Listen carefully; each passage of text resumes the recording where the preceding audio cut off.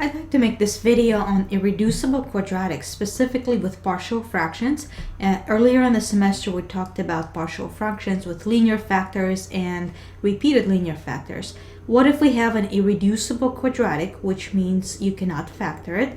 Usually it's a sum of squares, but not necessarily. So let's take a look at some examples. So let's say if you do have ax squared plus bx plus c in denominator, where you have to put on the top, instead of just the constants like a and b and so on, you can put ax plus b, for example. So you need the linear or 1 degree less on the top. To account, and you would find a and b the same way. So let's take a look at this example, 1 over x cubed plus x, for example.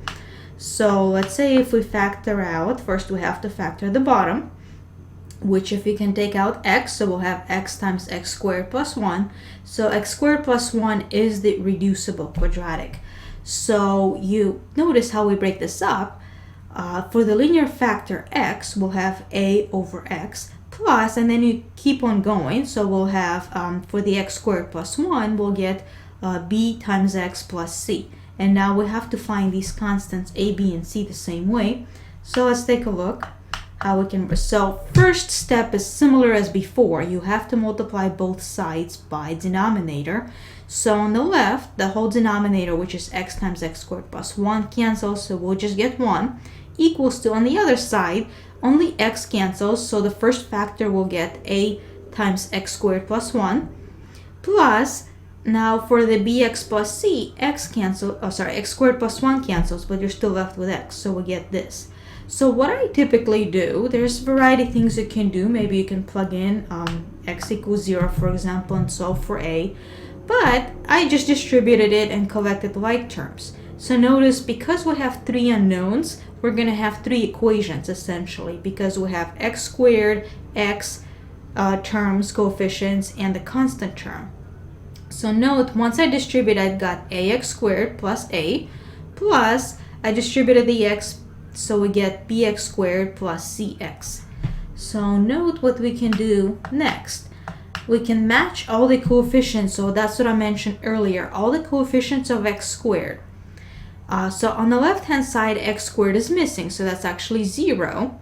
But on the right hand side, we have ax squared and then bx squared. So we get a plus b, put them together essentially, equals to 0 because it's missing on the left.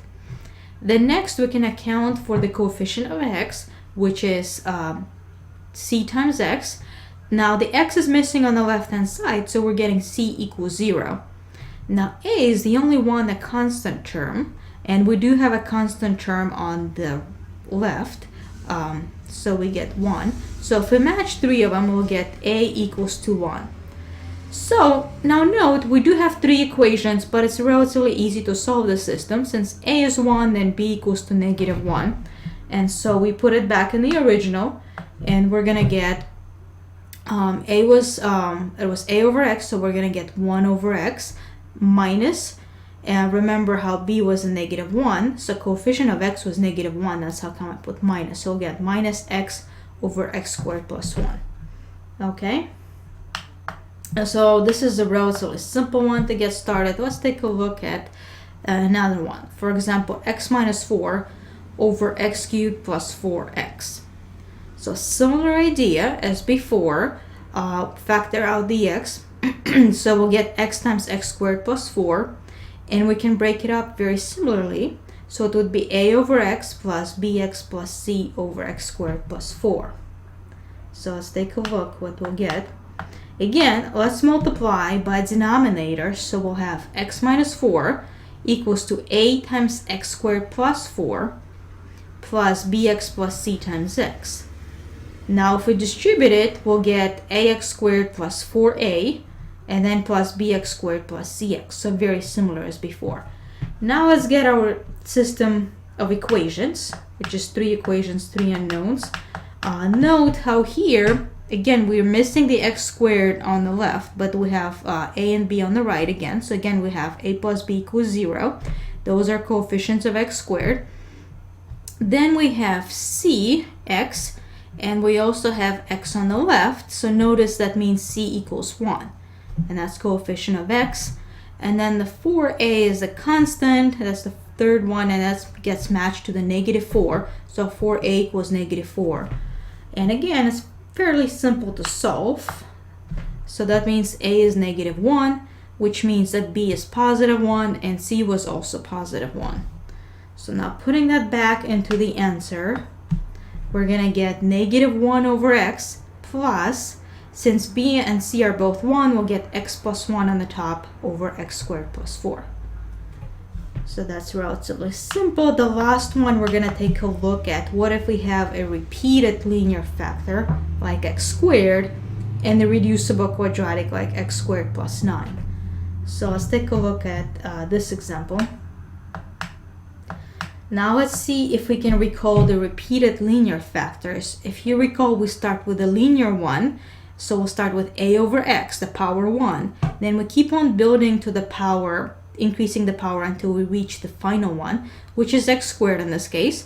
So we'll just go down the alphabet. Let's say plus b over x squared. Now we're done with the x squared since we reached the highest power.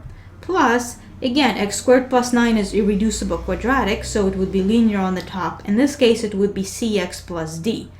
Note how we have 4 unknowns in this case. But don't let that scare you, because even with 4 equations, because we're going to have x cubed here, which is why we need the linear, we can still solve for it, sometimes relatively easy. It's a little bit more algebra, but let's take a look. So if we multiply both sides by x squared times x squared plus 9, let's be careful how we cancel. So we'll get x plus 2. So for the first term, one of the x's cancels, but we'll still have x times x squared plus 9. And then plus b, x squared cancels, so we'll have x squared plus 9. And then plus cx plus d times x squared. Okay, so if we distribute, clean this up a little bit, I got x cubed plus 9x, and I left the other ones the same, but let us distribute. And the final stage that we get is right here. So notice we get ax cubed plus 9ax plus bx squared plus 9b plus cx cubed again, and then plus dx squared. So I distributed. Let's collect them again. So again, let's start with x cubed. We're going to have 4 equations because we'll have 4 unknowns. But again, x cubed is missing, so note how I collected them all. So we'll get a plus c is 0. Now let's collect x squared. And those are 0 again because it's missing on the left.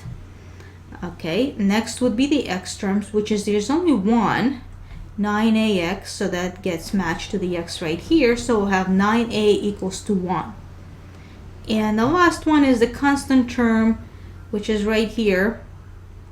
Let's do that 4 times maybe.